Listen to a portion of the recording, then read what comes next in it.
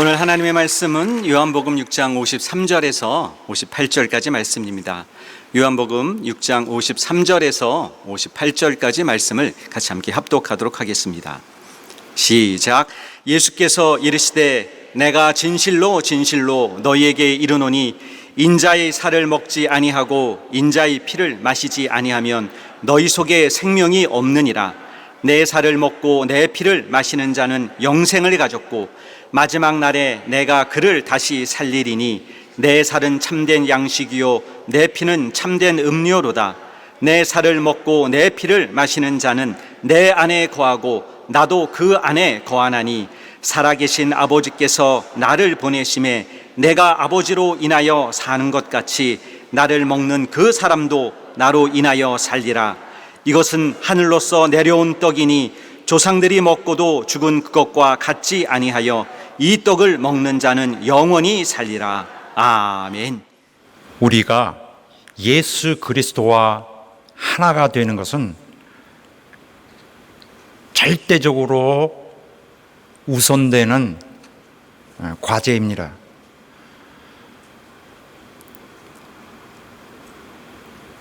우리를 살리시기 위해서 십자가에서 죽으신 주님의 모든 계획은 이제 우리가 주님과 연합되면서 비로소 참 모습을 갖추게 됩니다. 주님과 하나가 되게 하는 것은 주께서 선포하시고 명령하시고 또 오늘 그가 일하시는 것이기 때문에 거기에 모든 것을 맞추어서 재조정해야 할 것입니다. 우리는 예수 믿는다는 개념에 대해서 잘 이해하고 있는지 우리 자신에게 한번 물어봐야 됩니다. 믿는다. 우리는 이전에 자꾸 우리가 오해하던 것들을 아직도 갖고 있는지 모릅니다.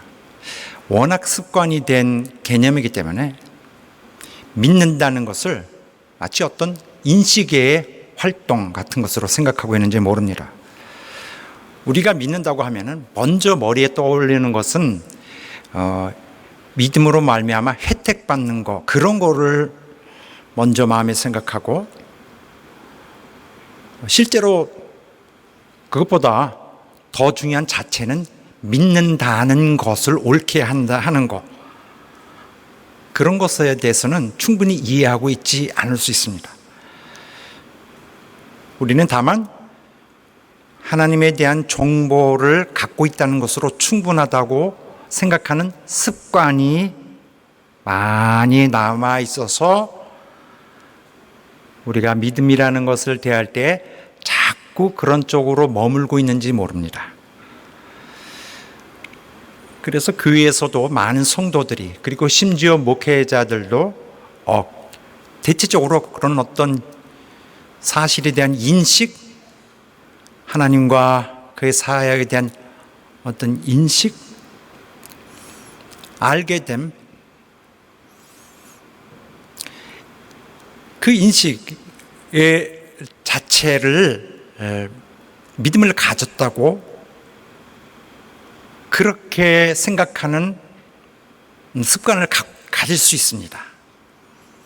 그렇게 하다 보면은 그 성도들과 또 목회자가 함께 서로 수준에 맞추어서 어느새 그 어떤 일정의 어떤 신앙의 그 방법을 정의를 해버려요. 결정을.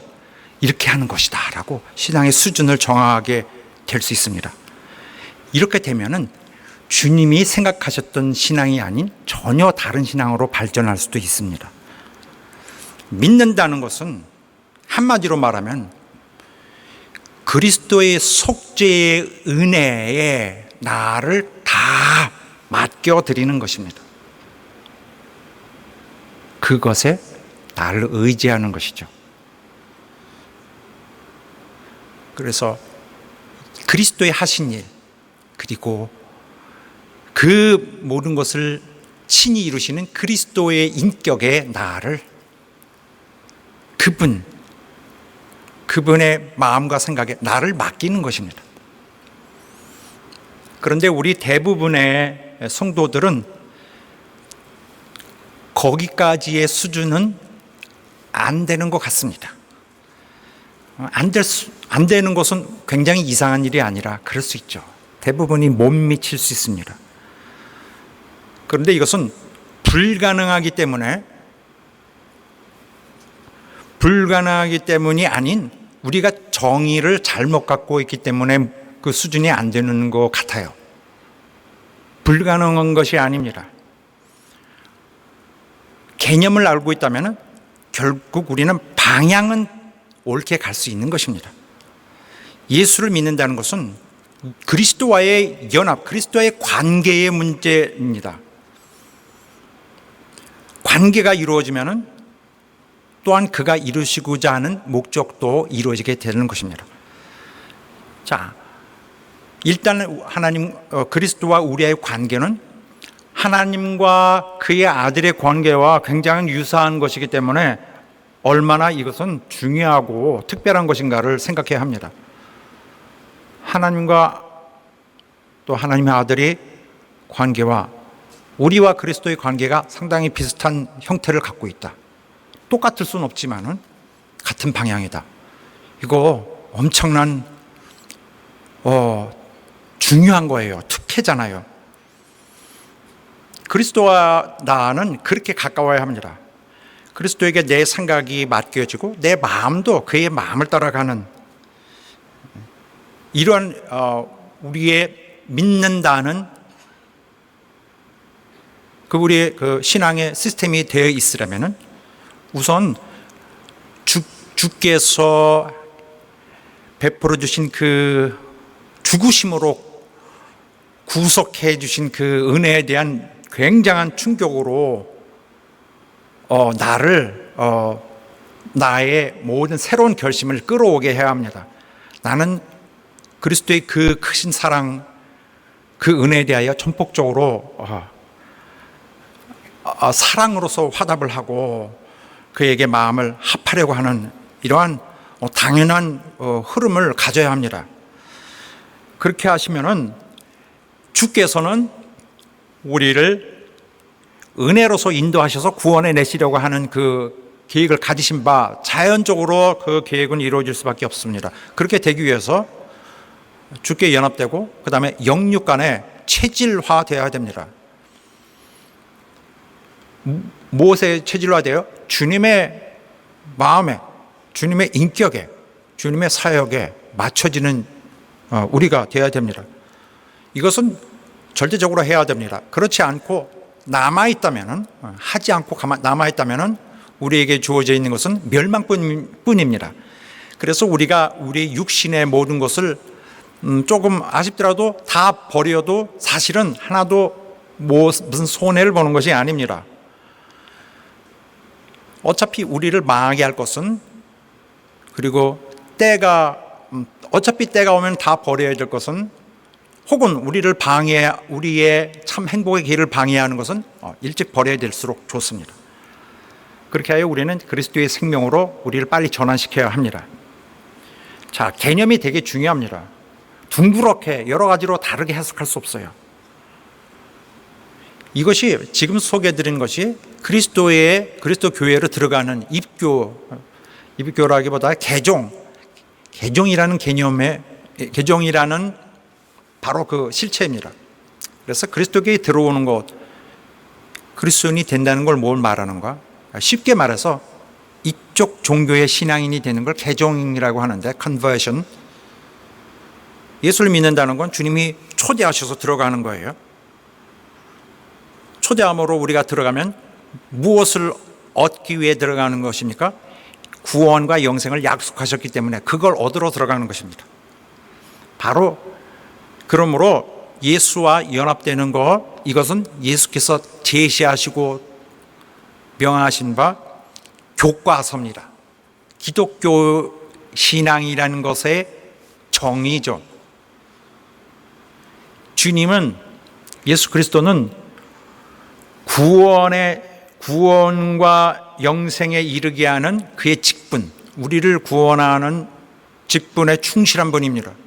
그는 실제로 충실하셨고, 그렇다면 그의 성도, 그의 부르심을 받은 충실한 우리의 할 일은 바로 그가 이루시려는 직분에 응하도록 나를 그에게 맡기는 것입니다. 우리의 삶을 그가 원하시는 대로 조정해야 될 것입니다. 아니면 설립해야겠죠. 우리가 스스로 신앙을 결정하는 것은 상당히 조심해야 될 일입니다. 우리가 인간이 결정하면은 대부분이 잘못되게 마련입니다. 왜냐하면 우리가 신앙을 함부로 우리 생각으로 해석하려고 하면은 너무 우리 몸에 익숙한 그런 사회적 이해, 또 이런 인간적 그런 또 욕심, 이런 것이 많이 들어갑니다. 그래서 진리는 왜곡되기 쉽습니다. 인간은 죄로 물든 자예요. 우리 본질이 죄로 물들었고 오늘도 죄를 갖고 있어요. 죄에 들어가기로 휘발유만 부으면 타오르는 죄의 도구 같은 그런 좀 상당히 불편하고 불행한 존재입니다. 본질은요. 우리들이 우리 입맛에 맞추려고 하면은 하나님을 취사 선택할 수밖에 없고, 또 임의로 선택하게 되어서 하나님의 뜻에 벗어나기 굉장히 쉽습니다. 우리는 그리스도의 마음과 그리스도의 계획과 그리스도의 뜻에 절대적으로 맞아야 합니다. 그것은 웬만하면 주님께 맞추는 것이 좋다라고 하는 권고사항이 아니라 절대사항입니다. 삶과 죽음의 문제. 우리가 그와 발을 맞출 때, 마음을 맞출 때 우리에게 얻어지는 것은 생명입니다. 그리고 우리에게 얻어지는 것은 결코 멸망치 않고 영생을 얻는 것이죠. 그의 목적을 따라가야 합니다. 실제로 우리가 그렇게 우리가 생각하는 것만큼 우리 신앙이 온전치 않을지라도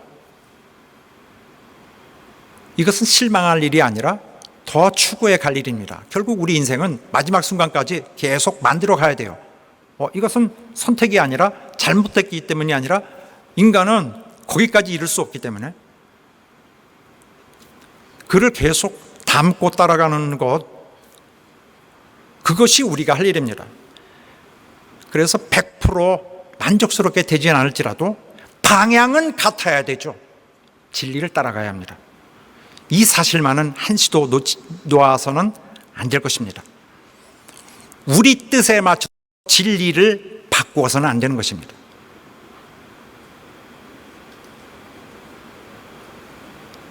자, 아시겠지만은 조금 더 설명드리면 진리라는 것은 이런 것인데, 진리가 무엇입니까? 진리라는 것은 변치 않는 사실을 말하는 거예요. 변치 않고 참된 것을 말하는 것입니다. 일반적인 용어입니다. 그리스도 교회에서도 사실 일반적인 용어예요. 복음서에 다 일반적인 용어로 나와 있습니다. 진리. 그리스도 교회에서는 무엇을 가지고 진리라고 합니까?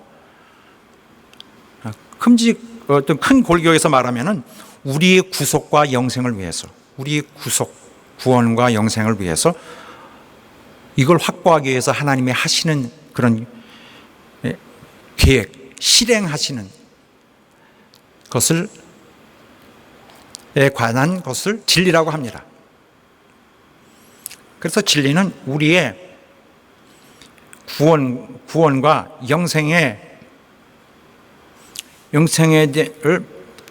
정면으로 바라보는 방향성이 있어요.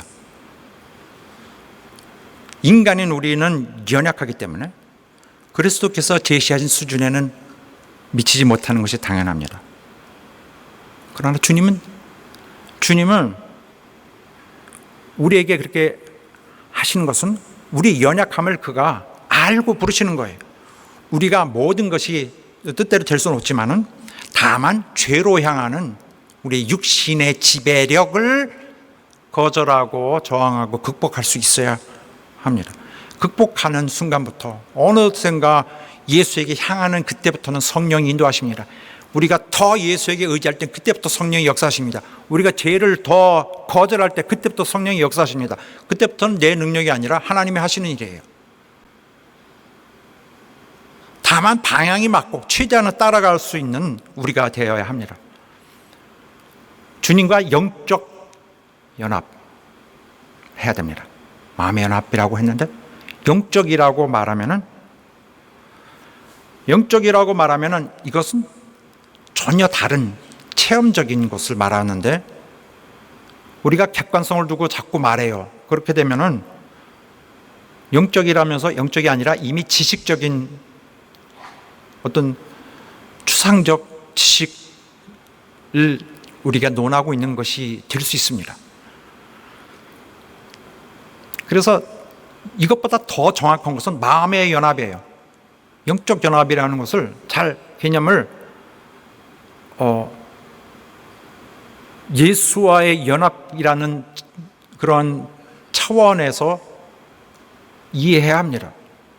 영적이지만은 영적이라는 사실을 자꾸로 내려와서 이렇게 눈앞에 두니까 결국 이것은 하나의 지식을 말하는 형태가 되어버립니다. 영적이라는 것은 내 마음이 죄에서 해방되어서 죄를 이길 수 없는 존재가 하나님에 의해서 죄에서 해방되어서 하나님의 영역으로 들어온 걸 말하는 것이거든요. 하나님께로 이전되어 오는 그런 것들을 영적이라고 합니다. 이건 체험이에요. 마귀를 이기고 죄의 노예가 되는 것에서 해방되어서 하나님의 영역으로 들어오는 것을 영적이라고 하는데, 이러한 체험, 하나님께로 옮겨오는 체험이 없이 영적은 남의 것을 얘기하는 것입니다. 지식을 얘기하는 거예요. 우리 마음의 변화, 우리 마음이 예수 그리스도에게 들어와서 내 마음이 예수 그리스도로 채워질 때에 이 체험이 비로소 영적이기 때문에 이것은 말로 따질 수 있는 것이 아니라 내 마음에 놀라운 영광으로 나를 비치고 내게 용서숨치는 어떤 한계가 없는 무한한 하나님의 축복의 길을 보게 하는 것이, 확신하게 하는 것이 영적인 것입니다. 이렇게 영적으로 되는 것은 어떤 결과를 가져옵니까? 주님이 이 땅에 오셔서 이루시려고 하는 목적이 이루어지는 것이에요. 영적은.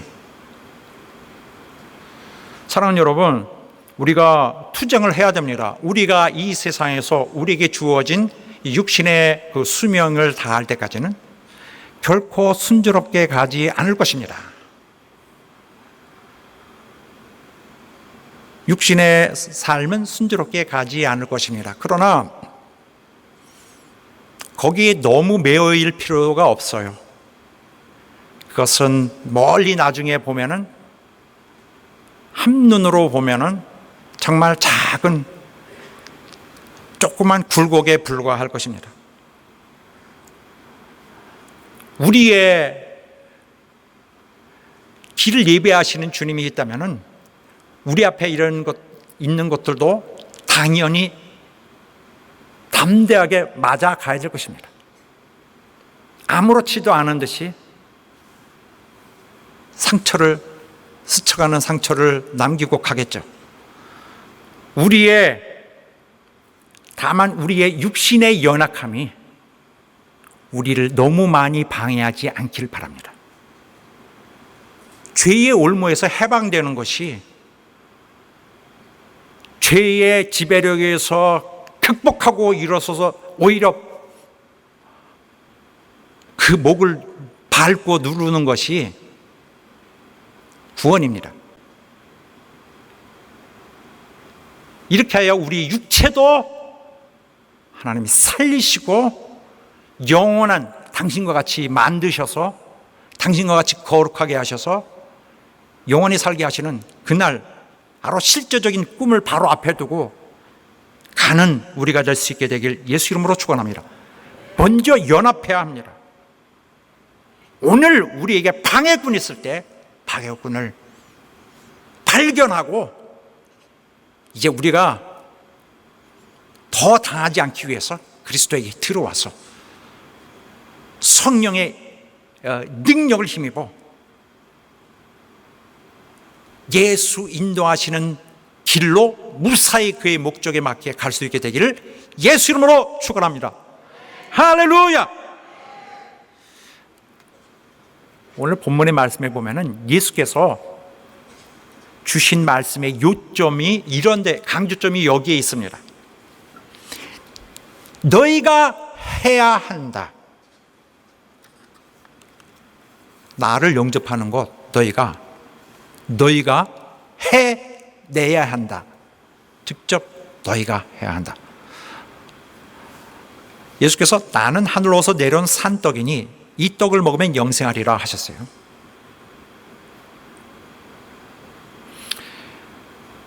나의 줄떡은 세상의 생명을 위한 내 살이라.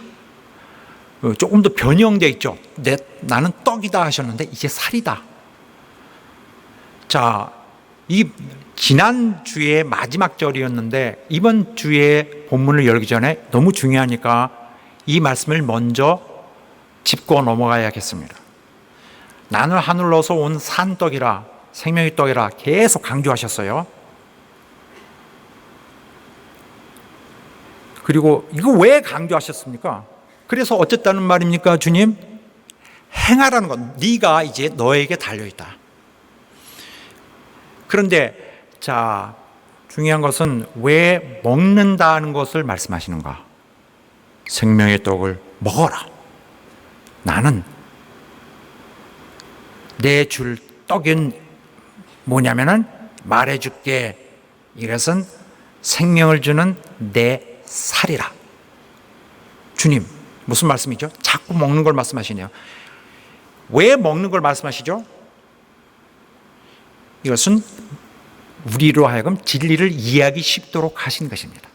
진리를 이해하기, 심오한 진리를 이해하기 쉽게 하기 위해서 우리가 늘 편하게 이해할 수 있는 우리의 이미 우리 안에 고정되어 있는 그런 개념을 생생하게 빌려다가 사용하신 것입니다. 이렇게 비유로 말하면서 진리를 이해하게 하시려고 하시는 것입니다. 그래서 왜 이 먹는 것을 말씀하시냐? 어떤 면에서 그렇죠? 첫째, 예를 든 것인데 먹는 것은 허기짐에 의해서 유도됩니다. 배고프면은 먹게 되죠. 배고프면은 양식이 갈급해져요. 그런데 배가 부른 사람은 그 양식, 음식에 대한 관심이 없습니다. 그런데 성경에 의에 줄이고 목마른 자는 복에 있다고 했습니다. 의가 부족한 사람, 의가 떨어져 있는 사람에 대해서 하신 그 마태복음 말씀 굉장히 중요합니다. 사람들의 실상은 뭐냐면은 의가 없어요. 죄만 가득해. 그러다 보니 어느 날 깨닫게 되었는데 내 속에 죄만 가득해. 의가 너무 부족해. 그렇다면은 하나님께 용납이 안 된다는 사실을 깨닫게 되는 거예요. 그러면 어떻게 되죠? 하나님의 진노를 벗어날 수 없고 지옥에 가게 되겠다. 나는 망한다. 나 이렇게 더러운데 나는 하나님께 가고 싶고 하나님 나라에 가고 싶다. 이렇게 더러운데 갈 수 있느냐? 내게 의가 있었으면 너무 좋겠다. 의를 굶주려 하는 자들, 이들이 하나님 그리스도에게 인도받습니다. 그러나 나 문제가 없는데 하고 죄의식을 못 느끼는 사람은 뭐가 문제일까를 모르니까 다른 것을 다룹니다. 이들에겐 영적인 굶주림이 없는 거예요. 의에 대한 굶주림이 없습니다. 배고프지 않아요. 그러니 주님이 먹으라 할 때 먹지 않습니다. 자, 또 먹으라는 것은 두 번째로 우리가 먹어야 되는 거예요. 먹으라 하는 사람이 강제로 할 수 없는 거죠. 제공했을 때에 실제로 먹어야 되는 그 주체는 우리입니다. 아무리 양식이 제공되어 있어도 내가 먹지 않으면 그 양식이 가져올 수 있는 혜택을 받을 수가 없죠. 결국 행해야 합니다. 먹어야 되는 자가 자기가 책임지고 자기를 챙겨야 되는 거예요. 듣는 것은 아무 소용이 없습니다. 행해야, 진리는 행하게 돼 있어요. 진리는 행하게. 예수님은 구원을 위해서 죽으셔야 됐어요. 그게 그의 행함이에요. 하나님은 아들을 사람으로 보내서 사람들의 험악한 손에 내맡기셨어요. 듣는 것으로는 아무 소용없습니다. 진리를 아는 것으로 아무 소용없습니다. 오히려 진리가 왔을 때 행하지 않으면 화가 이릅니다. 하나님의 주시는 것을 무시했기 때문에, 하나님의 아들을 무시하고 짓밟고 성령을 모욕했기 때문에 더 매를 맞는다 그랬습니다. 알고도 하지 않는 자. 세 번째로 사람들이 먹는 양식, 먹으면은 먹는 것이 그 사람의 일부가 돼요. 먹은 것이 어디 갔지? 내가 먹었는데 어디 갔어요? 내 몸이 됐습니다. 내가 된 거예요. 먹은 것이 내 일부가 됐습니다. 이렇게 하나가 되는 것입니다. 그러므로 우리가 어떤 것에 대해서, 신기한 것에 대해서 자꾸 이런 신기한 것에 대해서 알아가는 이런 호기심을 채우지만은 머리로 들어가는 거죠. 또 어떤 혜택을 받을 수 있지만은 이것은 내 육신이 바라는 것에 대해서 내가 따라가는 것일 뿐이지. 그러나 우리에게 정작 중요한 것은 예수 그리스도, 하나님의 아들, 인자신 그분이 내 속에 들어와야 되는 문제예요. 내 속에 들어와서 내게 소화가 되어서 그분에게 내게 온 것이 없어지지 않고 나를 이루어야 되는 것입니다. 어떤 방향, 어떤 모습으로? 내게 구원이 됨으로써. 입으로 떡이 들어가서 그 사람에게 작용을 합니다. 어떤 작용을? 떡이 들어가서 그 사람을 살려요. 목숨을 살립니다. 먹지 않으면 죽습니다. 또한 살 것 같은데도 또 계속 먹어요. 나를 유지해야 돼요. 목숨도 살리고 내 건강도 돌봅니다. 당장 죽을 수 있었던 내가 계속 살게 됩니다. 생명의 떡이신 그를 우리가 먹음으로써 내게 영적 생명이 생깁니다. 내 영적 생명은 또한 같은 근원에 의해서 보존이 돼요. 유지하게 됩니다. 그리스도에 의해서. 그리스도는 그렇게 하기 위해서 자기 살을 주셨어요. 그래서 오늘 구체적으로 살을 준다. 생명이 떡이라 그랬는데 자꾸 하늘에서 내리는 이런 것을 생각하고 있는 반면에 주님은 갑자기 내 살이다. 그래서 생명의 떡이 오늘은 그의 살과 피라는 조금 바뀐 모습으로 다시 이렇게 제시되고 있는 것입니다. 생명의 떡을 먹는 것은 그의 살을 먹고 그의 피를 마시는 것이다 라고 오늘 새롭게 더 구체적으로 더 생생한 모습으로 말씀하고 계세요. 예수께서 죄인을 위하여 희생하셨습니다. 예수님은 우리에게 희생자예요. 예수님이 우리에게 우리에게 느끼는 것은, 우리가 깨달아야 될 것은 그는 나를 위해 자신을 포기했어요. 희생이에요. 우리 구속하신 것은 그가 희생으로 준 것이에요. 그가 살을 먹으라, 살을 띄워준다. 나를 찢고 나를 포기하고 나를 희생하여 너를 준다는 것이에요. 살을 먹을 때 그는 분해돼 버립니다. 살은 주님의 희생을 말합니다. 그가 만약에 이 세상에 오셔서 이렇게 저렇게 하나님께 용납된다고 하셨다면 인류에는 아무 소망이 없을 거예요. 누구도 어떤 제시된 거룩한 어떤 경지에 올라가려는 거 아무도 할 수 없습니다. 너무 인간이 죄로 물들어서 도무지 하나님이 제시하신 어떤 수준에도 이르지 못할 것입니다. 그래서 인간은 하나님과 화해가 안 될 것입니다. 진노의 하나님을 잠재우실 수가 없어요. 하나님께 절대로 용납 안 됩니다. 그러니 하나님이 아들을 보내셨죠. 차라리 내 아들을 죽게 하여 우리로 하여금 이제 하나님 앞에 갈 수 있도록 해 주시려는 것입니다. 믿는다는 것이 그렇게 중요해요. 인식 이상입니다. 옛 습관을 이기고 깨야 합니다. 믿는다는 것은 원래 일반적으로 누구를 신뢰하는 걸 말합니다. 신뢰하니까 이 사람이 갖고 있는 어떤 이상, 어떤 주장하는 바, 어떤 인품 이런 걸 따라가는 걸 말하죠. 신뢰하는 거죠.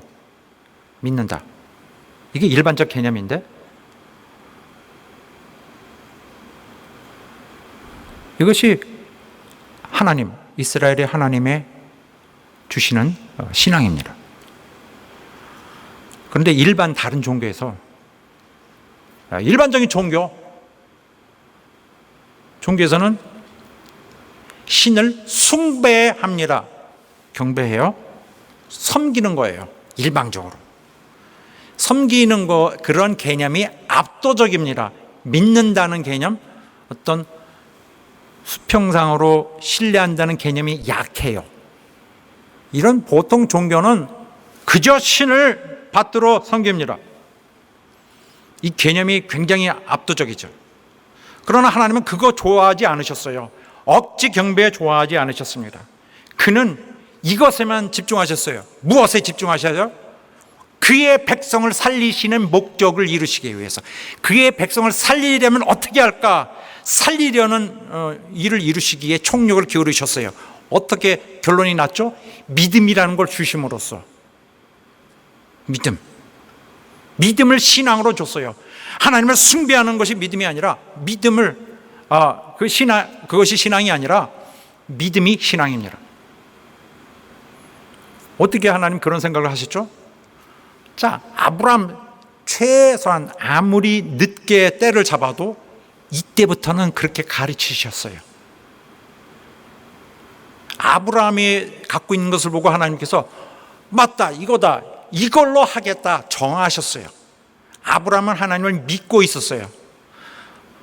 다른 사람들은 하나님을 숭배하려고 할 때 아브라함은 하나님을 믿고 있었어요. 하나님을 마음속으로 사랑하고 있었어요. 이래라 저래라 하지 않아도 그는 하나님을 사랑하고 있었어요. 하나님을 신뢰하고 있었고 자기 독자도 내어 주었습니다. 하나님께서 이거다, 이게 기준이다. 믿는 자는 살리라. 그래서 하나님의 백성 이스라엘은 그를 섬겼을 뿐만 아니라, 그러니까 너무 당연하죠. 그의 영광을 드러내야 당연합니다. 그러나 믿을 것을 가르쳐 오셨어요. 동시에 하나님은 숭배를 원하시는 것이 아니라 인격적 연합을 원하셨어요. 그런데 이스라엘은 그런 하나님의 뜻을 제대로 따르지 않았습니다. 이스라엘은 진정 하나님을 믿지 않았습니다. 그들은 마치 이교도들이 그 이교신을 섬기듯 하나님을 섬기려 했어요. 그래서 우리 할 일은 다 했다 하고서 우리가 언제요? 모르겠는데요. 당신 다 섬겼는데요 라고 하나님께 매우 하나님께 불쾌하게 해드렸습니다. 그들은 희생 제사만 드렸을 뿐 마음은 그에게서 멀었습니다. 그들은 사람의 뜻으로 정의를 해, 신앙을. 사람의 계명으로, 사람의 법으로, 아이디어로 정의를 해버렸어요. 자, 어쨌든 본문의 오늘 사건에서 예수님 앞에 있는 그 반발하는 그 유대인들은 믿는다는 것이 무엇인지 잘 알고 있어요. 그래서 그들에게 믿는다는 것이 생소한 개념이 아니었습니다. 우리에게는 조금 그래도 우리 문화권에서 믿는다는 개념이 굉장히 좀 제한된 부분이 있습니다. 우리는 믿는다 그러면 그 사람의 진실성을 믿는다, 이 정도밖에 되지 않습니다. 그러나 유대인들은 믿는다는 것은 무엇을 말하냐면 하나님께 해당하는 거예요. 하나님을 신앙하는 것이 믿는다는 것입니다. 그 의미는 알고 있어요. 그들이 부족한 바 마음에서부터 그를 믿는다는 것을, 마음이 먼저 믿기 시작해야 된다는 것 정도 알고 있습니다. 주님도 이미 믿어라 믿어라를 말씀하셨어요. 전혀 모르는 소리를 하는 것이 아니에요. 유대인들 잘 알고 있습니다. 4번 말씀하셨어요. 지금 이 포인트까지 6장에서. 그래서 예수님은 나를 믿으라는 것이 무슨 말인지 알고 있습니다. 그러나 주님은 믿는다는 개념에서 멈추지 않았어요. 믿는다는 데에서 개념을 자기들이 바꿔, 개념을 오해해, 개념을 왜곡해. 그래서 주님 더 한 단계 나아가서 다른 것으로 표현을 하셨어요. 생명의 떡, 먹는 것이다. 믿는 것은, 믿는 것 뭐 그렇게 하면 안 된다. 믿는 것은 먹는 것이다. 생명의 떡이다. 이제는 그것도 부족하여서 이제는 이 생명의 떡은 내 살이다. 살려주려고 하는 내 살이다.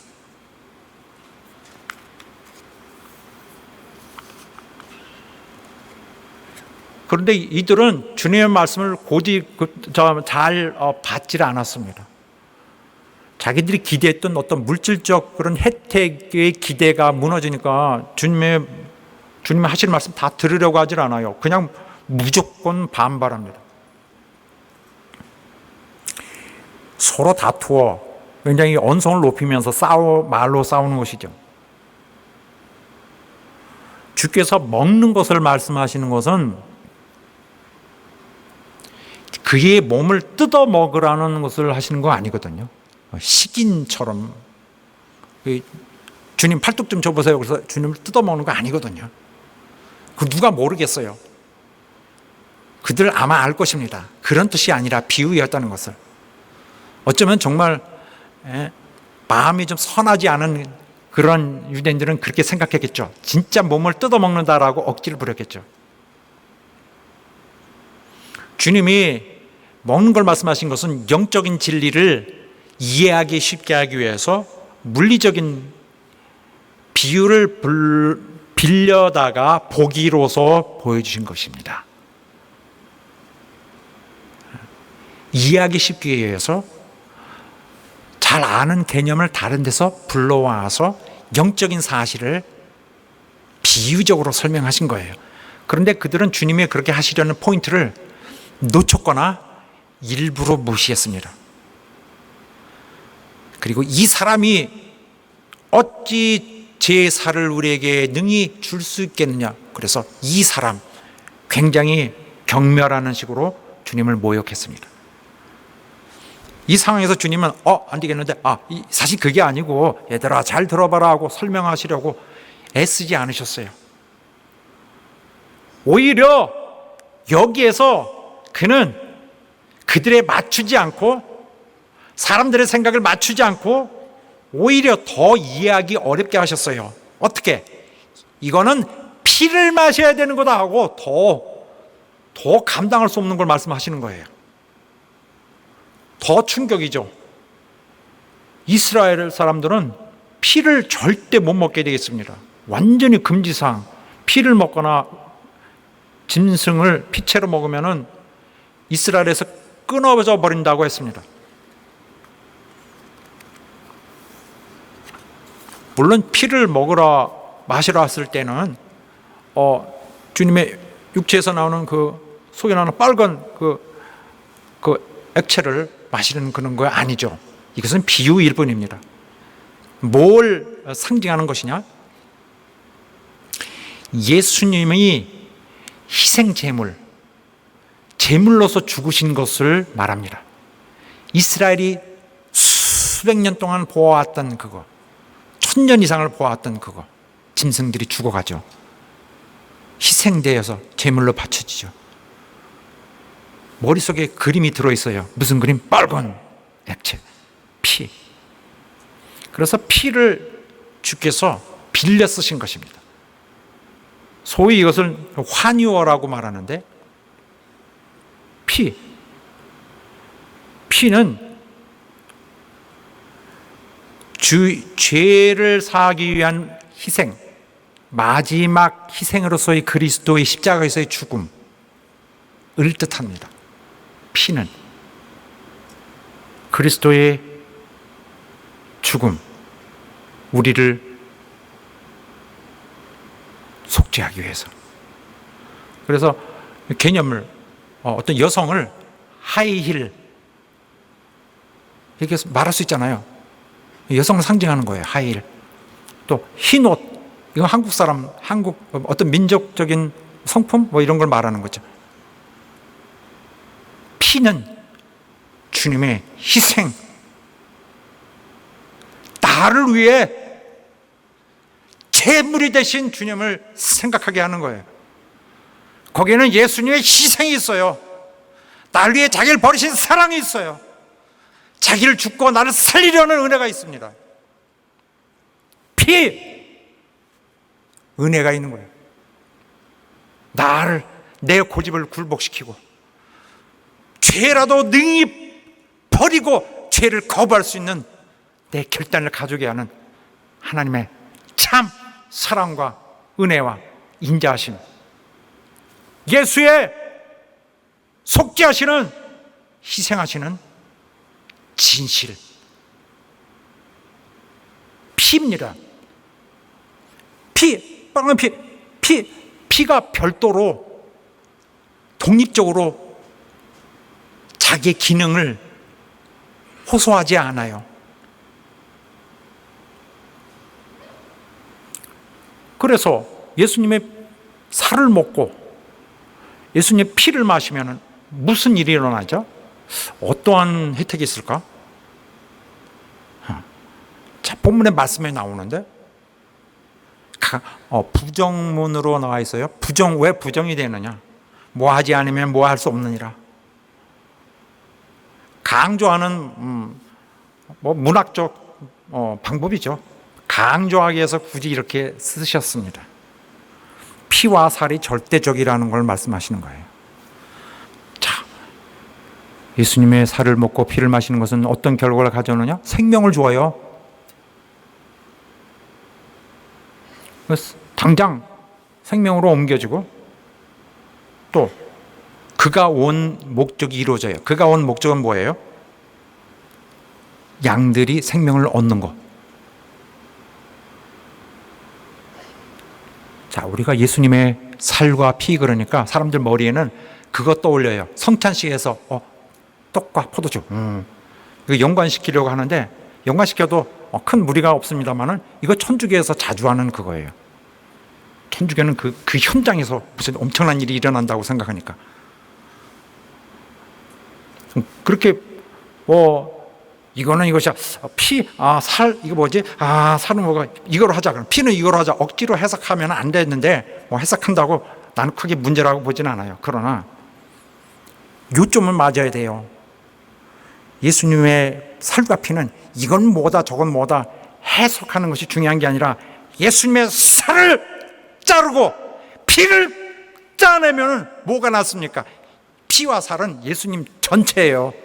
예수님의 전체, 예수님의 인격 모두를 말합니다.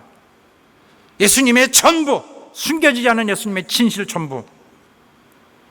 예수님의 살과 피를 먹고 마시는 것은 그리스도를 온전히 받아들이는 거예요. 그래서 하나님, 나 이 정도 따르겠습니다 아니라 계속하시는 주님의 죽음이 나에게 생명이 될 때까지, 내게 영생의 힘이 될 때까지 싹 받아들이는 거죠. 하나님의 어린 양, 그냥 맥없이 도살자에게 맡겨진 그 어린 양, 우리를 위해 주신 그 대책 없는 어린 양, 하나님이 우리에게 주신 사실은 생명의 대책, 그가 우리에게 완전히 소화되어야 됩니다.